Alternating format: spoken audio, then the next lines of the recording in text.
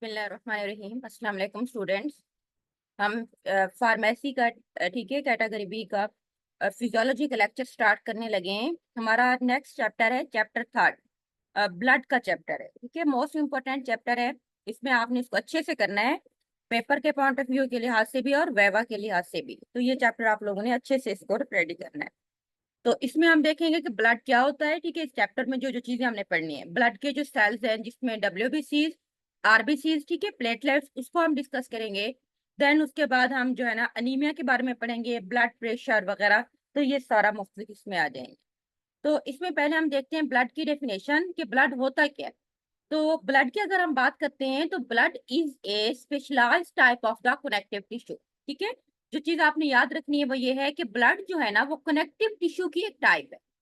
It is a mesodermal in origin. Mesodermal in origin का मतलब है कि ये बॉडी के हर एक हिस्से के अंदर, बॉडी के हर एक पार्ट के अंदर बहुत ज्यादा मौजूद होता है। ठीक है, मोस्ट अबंडेंट यानी कि बहुत ज्यादा मौजूद होता है बॉडी के हर एक हिस्से के अंदर। इसको हम कहते हैं कि मेसोडर्मल इन ओरिजिन, यानी कि अंदर बॉडी की जो अंदरूनी लेयर्स हैं। बेसिकली डर्मल स्किन को कहते हैं ना, मेसो मीन जो दरमियान वाली लेयर है हमारी बॉडी स्किन के नीचे, बॉडी के हर एक पार्ट्स के अंदर। तो वहां पे ये बहुत ज्यादा मौजूद होता है। नेक्स्ट है कंपोजिशन ऑफ ब्लड। तो ब्लड के दो पार्ट्स होते हैं, एक को हम सेलुलर कहते हैं, ठीक है, दूसरा हमारे पास होता है नॉन सेलुलर। जो सेलुलर पार्ट होता है उसमें मुख्तलिफ एलिमेंट्स वगैरह हैं। फॉर एग्जांपल जिस तरह उसमें वो 5% जो पार्ट्स होता है ना वो सेलुलर पार्ट्स होता है, यानी कि उसमें सेल्स होते हैं। सेल्स में कौन कौन से होते हैं? आरबीसी, जिसको हम रेड ब्लड सेल्स कहते हैं, या हम इसको एरिथ्रोसाइट्स भी कहते हैं। ठीक है, साइट सेल को कहते हैं, erythro mean red, red cell. उसके बाद डब्ल्यूबीसी, व्हाइट ब्लड सेल्स, और इसको हम ल्यूकोसाइट्स भी कहते हैं। नेक्स्ट हमारे पास है प्लेटलेट्स, और प्लेटलेट्स का एक अदर नाम होता है जिसको हम थ्रोम्बोसाइट्स भी कहते हैं। तो सेकंड चीज, ये आप इस डायग्राम में देख सकते हैं, 45% जो हिस्सा है वो सेल का होता है। ठीक है, जिसमें ये सारे आरबीसीज आ गए हैं, ये प्लेटलेट्स हैं और ये डब्ल्यूबीसीज है। और अदर जो नीचे वाली आपको ये येलो कलर की लेयर नजर आ रही है सारी की सारी, ये प्लाज्मा है। और प्लाज्मा तकरीबन 55% होता है, जिसको हम नॉन सेलुलर पार्ट्स कहते हैं। प्लाज्मा की कंपोजिशन में जो फ्लूइड यानी कि जो वाटर है वो 91%। ठीक है, और उसके अंदर जो सॉलिड पार्ट्स है ना वो है 9%। उसके अलावा कुछ अदर ऑर्गेनिक सब्सटेंट होते हैं जिसमें हमारे पास प्रोटीन है। प्रोटीन में जो जो प्रोटीन है उनके नाम आने चाहिए, और जो इनकी कंपोजिशन लिखी हुई है ना साथ, वो एमसीक्यूज के अकॉर्डिंग आप लोगों को आने चाहिए। फॉर एग्जाम्पल हम एल्बुमिन की बात करते हैं। एल्बुमिन के अंदर 4.5 से लेके 5.5% जो होती है वो प्रोटीन होती हैं। उसके बाद एल्बुमिन जो प्रोटीन है, ठीक है, और फेब्रोनोजन प्रोटीन है 0.2% है। ग्लोबुलिन प्रोटीन होती है 1.3 से 2%। उसके बाद प्रोथ्रोम्बिन जो प्रोटीन है वो 0.1% है। उसके बाद हमारे पास है प्लाज्मा कंपोनेंट जो होते हैं उसमें तकरीबन 20% प्रोटीन है। ठीक है, यानी कि जितना भी प्लाज्मा के कंपोनेंट्स हैं तो उसमें जो प्रोटीन्स होती है ना वो 20% है।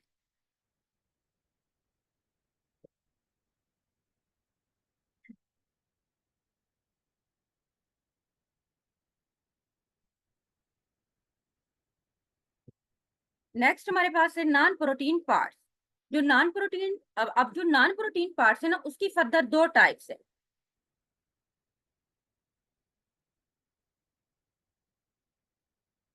एक में हमारे पास है नाइट्रोजीनियस और दूसरे हमारे पास होते हैं non nitrogenous. Nitrogenous substrate mean जिसके अंदर नाइट्रोजन मौजूद होती है। अब उसमें कौन कौन से यूरिया है, जिस तरह यूरिक एसिड, ठीक है, क्रिएटिनिन, अमीनो एसिड, इन सब के अंदर नाइट्रोजन का ग्रुप मौजूद होता है। इसीलिए हम इनको नाइट्रोजीनियस सबस्ट्रेट कहते हैं तो नॉन प्रोटीन लेकिन इसमें नाइट्रोजन का ग्रुप मौजूद है। सेकेंड हमारे पास है नॉन नाइट्रोजीनियस सबस्ट्रेट। अब नॉन नाइट्रोजीनियस मीन कि इनमें नाइट्रोजन का ग्रुप नहीं होता। फॉर एग्जांपल ग्लूकोज, कोलेस्ट्रॉल, ठीक है, उसके बाद गैलेक्टोज, फॉस्फोलिपिड्स, ट्राइग्लिसराइड्स वगैरह। कुछ इंजाइम्स होते हैं ब्लड में जिसमें अमाइलेज इंजाइम होता है। ठीक है, उसके बाद कार्बोनिक एनहाइड्राइज, लाइपेज जो लिपिड पे एक्ट करता है, अमाइलेज जो कि कार्बोहाइड्रेट के ऊपर एक्ट करता है, कार्बोनिक एनहाइड्राइज एंजाइम्स होता है जो कि कार्बोनिक एसिड की ब्रेक डाउन करवाता है। ठीक है, उसके बाद फास्फोटेस एंजाइम्स होते हैं कुछ, एंड एसडीपीटी। एसडीपीटी कहते हैं बेटा सीरम, ठीक है, ग्लूटामिक, हमारे पास होते हैं प्योरुरिक, उसके बाद है ट्रांसमाइनेज, ये एंजाइम्स का नाम है। और इस तरह एसटीओटी भी सीरम, ग्लूटामिक, ठीक है। ऑक्सोलो एसिटिक ट्रांसमाइनेज, एलडीएच का मतलब होता है लैक्टेट डीहाइड्रोजिनेज। ठीक है, लैक्टेट डीहाइड्रोजिनेज एलडीएच, ये हमारे पास कुछ एंजाइम्स हैं जो कि ब्लड के अंदर मौजूद होते हैं। उसके बाद इसमें एक पिगमेंट होता है जिसको हम बिलीरुबिन कहते हैं। उसके बाद इनऑर्गेनिक सब्सटेंट होते हैं जिसमें sodium, potassium, chloride, chlorine, calcium वगैरह आ जाता है। उसके बाद बाइकार्बोनेट, आयोडीन, मैग्नीशियम, फास्फोरस वगैरह ये अदर कंपोनेंट्स। उसके बाद ये एक टेबल बना हुआ है, ठीक है, जिसमें उन्होंने ब्लड की तीनों टाइप्स की सेल्स को कंपेयर किया हुआ है, जिसमें एरिथ्रोसाइट यानी कि आरबीसीज आ जाते हैं, ल्यूकोसाइट जिसमें हमारे पास डब्ल्यूबीसीज हैं, एंड प्लेटलेट्स होते हैं। तो इन सबकी यहाँ पे पहले कॉलम में आप देख सकते हैं, यहाँ पे इसकी प्रॉपर्टीज को डिस्कस किया गया है। एंड अदर हमारे पास जो दूसरे नंबर पे हैं वो हमारे पास हैं उसकी जो है ना मुख्तलिफ प्रॉपर्टीज बताई गई हैं जिसमें सेल्स को कंपेयर किया गया। अब फॉर एग्जांपल इसमें हम देखते हैं कि ओरिजिन तीनों सेल्स यानी कि कहाँ से बनते हैं। जो हमारे पास है एरिथ्रोसाइट्स, तो वो रेड बोन मैरो, ठीक है, बोन मैरो से बनते हैं। और जो ल्यूकोसाइट्स होते हैं लिम्फ नोड एंड स्प्लेन, ठीक है, दिल्ली वगैरह से, और लिम्फ नोड लिम्फेटिक सिस्टम के अंदर फ्लूइड होता है। प्लेटलेट्स जिसमें हमारे पास मेगाकैरोसाइट्स होती हैं, फ्रेगमेंट्स वगैरह, ठीक है, मेगाकैरोसाइट्स मीन ये तकरीबन बेसिकली न्यूक्लियस के बड़े पार्ट्स होते हैं या फ्रेगमेंट्स वगैरह। अच्छा, नेक्स्ट हमारे पास इनका लाइफ स्पैन कितना होता है, यानी कि इस टाइम के बाद इनकी डेथ हो जाती है और इसकी जगह पे जो है ना न्यू सेल्स बनते हैं। जिस तरह से अगर हम आरबीसी या एरिथ्रोसाइट्स की बात करते हैं तो उसका 120 डेज का लाइफ स्पेन है।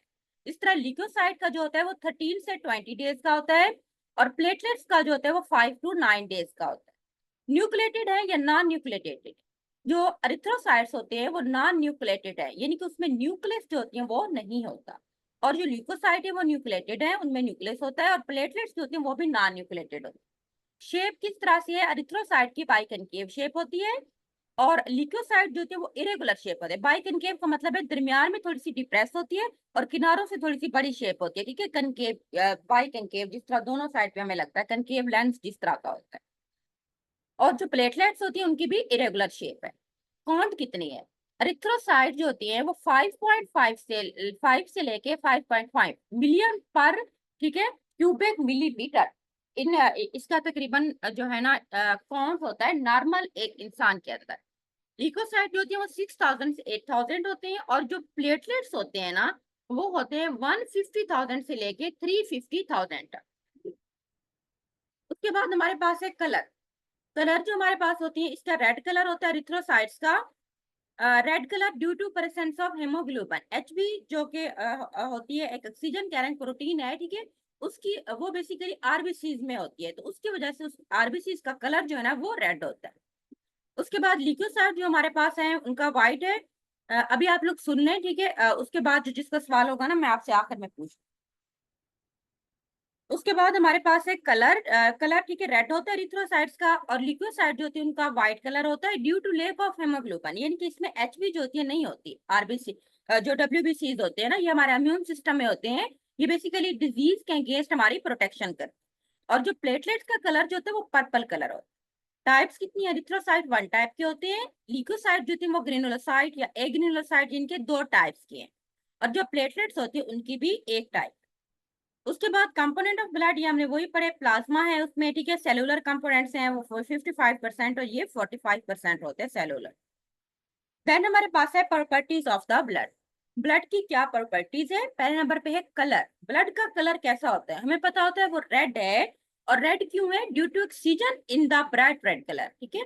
और इसके अलावा जबकि कार्बन डाइऑक्साइड जो ब्लड के अंदर होती है उसकी वजह से some time purple reddish colour भी हो जाता है ब्लड का। जिन लोगों में ऑक्सीजन की कमी हो जाती है ना उनको देखते हैं उनका कलर हमें ऐसे लगता है ब्लू हो गया है, वो बेसिकली उनके ब्लड का कलर वही होता है, लेक ऑफ ऑक्सीजन की वजह से या in the presence of carbon dioxide. Carbon dioxide की वजह से उनका कलर जो होती है वो थोड़ा सा पर्पल कलर हो जाता है। वॉल्यूम, अगर हम नॉर्मल जो एक इंसान की बॉडी है उसमें ब्लड का वॉल्यूम जो है ना वो 5 लीटर होता है, और जो न्यूबॉर्न बेबी होती हैं उनमें 450 मिलीलीटर होता है तकरीबन, और फीमेल के अंदर जो है ना वो 4.5 लीटर होता है। नेक्स्ट हमारे पास है पीएच क्या होती है। अगर हम ब्लड की पीएच की बात करते हैं तो ना वो थोड़ी सी अल्कलाइन पी होती है। पीएच हमें पता है ना, एक पीएच का स्केल होता है 0 से 14 तक, और जो 7 पीएच होती है ना वो न्यूट्रल होती है। न्यूट्रल मीन ना तो वो एसिडिक होती है ना वो बेसिक होती है, ठीक है। और जो कि 0 से 6 तक जो पीएच होती है ना वो एसिडिक पीएच होती है। और जो 7 टू ऑनवर्ड होती है यानी कि 7.5 ठीक है 8 से आगे 14 तक तो वो अल्कलाइन या बेसिक पीएच होती है। तो हम ब्लड की बात करते हैं तो ब्लड की पीएच जो है ना वो स्लाइटली अल्कलाइन है 7.4 यानी कि अल्कलाइन तो है लेकिन इतनी स्ट्रॉन्ग नहीं है, बिल्कुल हल्का सा उसमें अल्कली है 7.4। विस्कासिटी, विस्कासिटी जो है ना ये हमें पता है कि ज्यादा थिक है जो ब्लड है एज कंपेयर टू वाटर। तो इसमें है कि ब्लड जो होता है वो 5 टाइम मोर विस्कस होता है than the water. It is due to the red blood cells and the plasma protein. क्यों ज्यादा थिक होता है? क्योंकि इसमें ब्लड के सेल्स होते हैं, खासतौर पर रेड ब्लड सेल। और इसके अलावा जो प्लाज्मा प्रोटीन होती है ब्लड में, उसकी वजह से जो ब्लड की विस्कासिटी है ना वो ज्यादा होती है। अच्छा, उसके बाद हम स्टार्ट करते हैं आरबीसीज को। जो हमारे पास रेड ब्लड सेल या हम उसको एरिथ्रोसाइट्स भी कहते हैं। ये आपको शेप नजर आ रही है, ठीक है, इस तरह से। डेफिनेशन क्या क्या है RBCs? RBCs are red oxygen carrying hemoglobin containing non-nucleated cell present in the blood। हमारे ब्लड के अंदर मौजूद होते हैं, रेड इनका कलर होता है। और इसमें क्या होते हैं कि हेमोग्लोबिन होती है, ऑक्सीजन कैरिंग एक प्रोटीन है जिसको हम HB कहते हैं। और ये नॉन न्यूक्लिएटेड होते हैं, इनमें न्यूक्लियस नहीं होता। काउंट कितनी है? मेल के अंदर 4.5, ठीक है 5.4 है सॉरी, फीमेल के अंदर 4.7 और इन्फेंट के अंदर 6 मिलियन पर क्यूबिक मिलीमीटर। उसके बाद कंपोजिशन ऑफ आरबीसीज। आरबीसीज के अंदर मेटोकॉन्ड्रिया एंड न्यूक्लियस नहीं होता, ठीक है।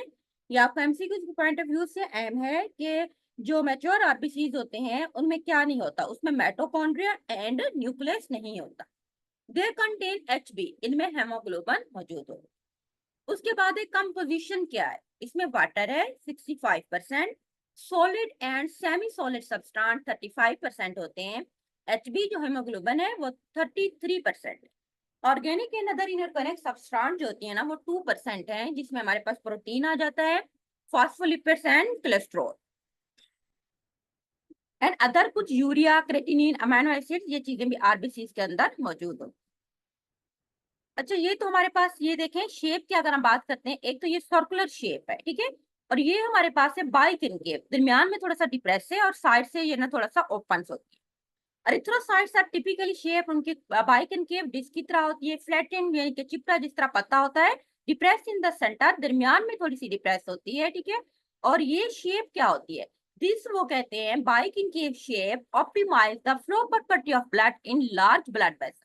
यानी कि जब ब्लड वेसल्स में से खून की जो नालियां होती हैं उनमें जब ब्लड फ्लो करता है तो आरबीसी की जो ये वाली शेप होती है उसके फ्लो को मैक्सिमम बनाती है। Maximum flow of laminar flow mean की फ्लो जो कैविटी के अंदर हो रहा होता है ब्लड वेसल्स के अंदर उसको मैक्सिमम करती है। And minimisation of the platelet scatter, और प्लेटलेट्स जो होते हैं उनको इधर उधर बिखरने से रोकता है, कम से कम करता है। उसके बाद लाइफ स्पेन कितनी है? एवरेज लाइफ स्पेन है आरबीसीज की वो 120 डेज की है, ठीक है। और जो न्यूनेटर यानी कि बेबी के अंदर आरबीसीज होते हैं उनकी शॉर्टर लाइफ होती है 70 टू 90 डेज। और for energy RBCs depend upon the plasma glucose production of RBCs. RBCs जो होती है बॉडी के मुख्तलिफ स्टेज के दौरान मुख्तलिफ जगहों पे बनते हैं। अब इसमें हम देखते हैं फर्स्ट ट्राइमेस्टर यानी कि जो प्रेगनेंसी के पहले 3 डेज होते हैं जब बच्चा अभी माँ के पेट में नया नया बनता है। उसके बाद सेकेंड और थर्ड में जो होती है उनकी रीजन चेंज होती है। जो फर्स्ट ट्राइमेस्टर होता है उसमें आरबीसी जो बनते हैं इन द यॉर्क सेट, ठीक है, जो माँ के पेट के अंदर जो एग जर्दी होती है वहां से बनते हैं। और जो सेकंड जो 6 मंथ होते हैं अगले यानी कि 3 से 6 मंथ का जो ड्यूरेशन होता है जिसको सेकंड ट्राइमेस्टर कहते हैं, उसमें RBCs are produced in liver, in spleen and lymph node, ठीक है। लिवर, स्प्लीन और लिम्फ नोड से बनते हैं सेकंड ट्राइमेस्टर के अंदर। और जो थर्ड ट्राइमेस्टर होता है उसके अंदर आरबीसीज जो होती है 6 to 9 मंथ का पीरियड होता है, ठीक है। उसमें प्रेगनेंसी के लास्ट पीरियड में और आफ्टर बर्थ जो भी हमारे आरबीसीज होते हैं ना वो बोन मैरो से बनना स्टार्ट करते हैं। ये एमसीक्यू यहाँ से पूछ सकती हैं कि कौन से बोन मैरो कहाँ से बनते हैं। अच्छा, उसके बाद जैसे ही बड़ा होता है इंसान 5 ईयर की एज पर पहुंचता है तो आल तारीख सारी की सारी बोन 5 साल तक तो हमारे आरबीसीज बनाती हैं। लेकिन आफ्टर 20 ईयर 20 साल के बाद जो बोन मैरो लार्ज बोन्स के होते हैं does not produce the RBCs, तो वो आरबीसीज नहीं बनाते। After the age of 25 years और 25 साल की एज के बाद mostly produce in the marrow of membranous bone, वो छोटी छोटी बोन जिन इर्द गिर्द मेम्ब्रेन होती हैं वहां पे बनते हैं। फॉर एग्जांपल कौन सी बोन है? स्टर्नम, ठीक है, जो सामने होती है हमारी छाती के ऊपर, जिसके साथ रिब्स अटैच होती है। उसके बाद रिब्स में, ठीक है, जो पसलियां हैं वर्टेब्री एंड इलियम, जो नीचे पेल्विक गर्डर्स में बोन होती है, तो वहां से ये बेसिकली बनते हैं। ठीक है, उसके बाद नेक्स्ट हमारे पास है factor needed for the erythropoiesis. बेटा एरिथ्रोपोइसिस क्या होता है कि एक प्रोसेस जिसमें बेसिकली आरबीसी बनते हैं, यानी कि हमारी बॉडी को सिग्नल मिलता है कि ब्लड की कमी हो गई है आरबीसी की, देन हमारी बॉडी आरबीसी बनाना स्टार्ट कर देती है। तो इस प्रोसेस को हम एरिथ्रोपोइसिस का नाम देते हैं। अच्छा, एरिथ्रोपोइसिस के लिए जो जो चीजें चाहिए, एक तो विटामिन B12, ठीक है, मोस्ट इसेंशियल है फॉर डीएनए सिंथेसिस के लिए। उसके अलावा vitamin C and folic acid जरूरी है। उसके अलावा प्रोटीन, ठीक है, खासतौर पर अमीनो एसिड्स जो कि एचबी को सिंथेसाइज करने के लिए बहुत जरूरी होती है प्रोटीन। उसके अलावा इंट्रिंसिक फैक्टर, इंट्रिंसिक फैक्टर एक तरह की भी बेसिकली बेटा प्रोटीन्स होती है जो हमारी बॉडी खुद बना रही होती है बाय नेचुरल, ठीक है, जो हमारे स्टमक की लाइनिंग के इर्द-गिर्द मौजूद होती हैं, तो ये भी आरबीसी को बनने में हेल्प आउट करते हैं। एफी, आयरन, ठीक है, और सम अदर हार्मोन्स जो होती हैं वो एरिथ्रोपोइसिस के लिए जरूरी है। अब एरिथ्रोपोइसिस है क्या? In response to decrease blood oxygen. अब क्या होता है कि जैसे ही हमारी बॉडी के अंदर ऑक्सीजन की कमी होती है, हमारी बॉडी फौरी तौर पर सिग्नल जाता है किडनी की तरफ। देन किडनी रिलीज एरिथ्रोपोइटन, एक तरह का प्रोटीन समझ लें आप, एक तरह का एंजाइम जिसको हम एरिथ्रोपोइटन कहते हैं, वो रिलीज करता है, which stimulate RBC production in the red bone marrow. उसके बाद जो एरिथ्रोपोइटन जो किडनी बनाता है, वो आगे जाके बोन मैरो से आरबीसी की प्रोडक्शन को स्टिमुलेट कर देता है। ठीक है, उसके बाद हमारे पास है physiological variation in RBC count, यानी कि मुख्तलिफ टाइम्स में आरबीसी की काउंट जो होती है वो मुख्तलिफ होती है। अब डायनुअल, ठीक है, डायरोनल वेरिएशंस मीन कि सुबह दिन शाम में कितना होता है। जो आरबीसी होते हैं ना, वो तकरीबन 25 आवर्स में जो होती हैं वो वेरिएशंस होती रहती है। Count is less during the sleep, जब हम सोते हैं सबसे कम होता है।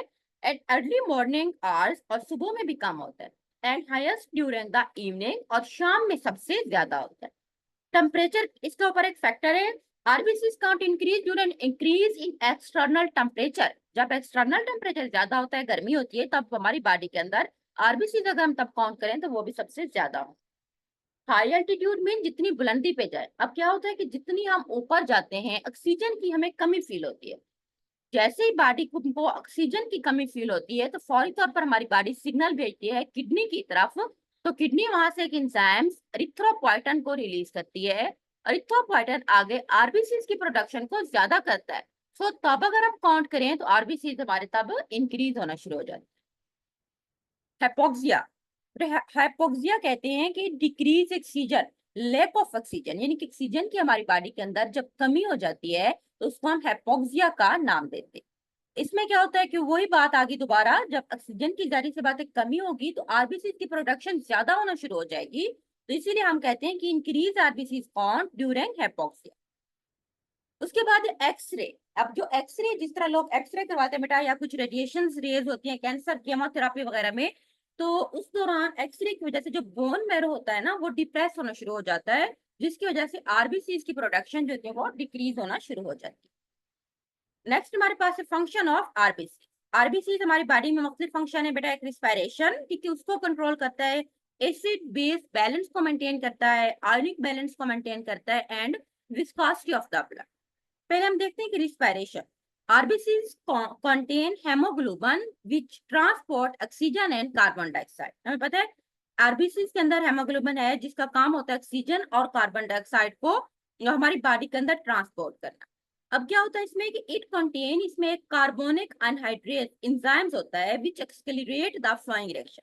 अब होता क्या है कि जैसे ही कार्बन डाइऑक्साइड अगर फॉर एग्जांपल ज्यादा हो गई है, वो हमारी बॉडी के अंदर जो वाटर होता है उसके साथ जाके मिलती है। H2O water plus carbon dioxide दोनों मिलके H2CO3 कार्बोनिक एसिड बनाते हैं।